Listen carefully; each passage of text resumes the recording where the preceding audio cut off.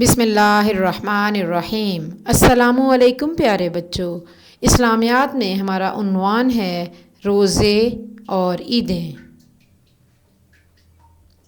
جی پیارے بچوں، مسلمان سال میں کم از کم 1 ماہ کے روزے رکھتے ہیں۔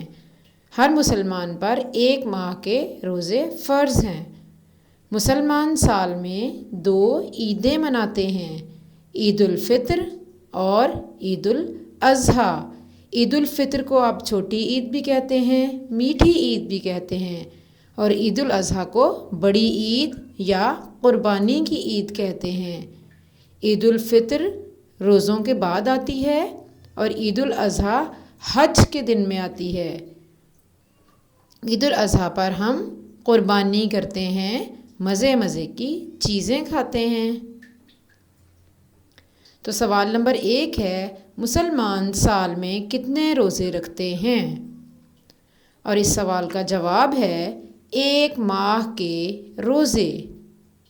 1 ماہ کے روزے، 1 ماہ کا مطلب 30 دن، 30 دن کے روزے۔ سوال نمبر 2 ہے، مسلمان سال میں کتنی عیدیں مناتے ہیں؟ مسلمان سال میں کتنی عیدیں مناتے ہیں؟ 2 عیدیں، عید الفطر اور عید الاضحیٰ۔ مسلمان سال میں کتنی عیدیں مناتے ہیں؟ 2 عیدیں، عید الفطر، عید الاضحیٰ۔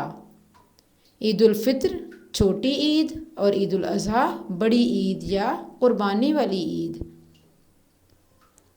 تو بچوں، آپ کے گھر کا کام یہ ہے کہ سبق میں دیے گئے سوالوں کے جواب یاد کریں۔ جزاک اللہ خیراً۔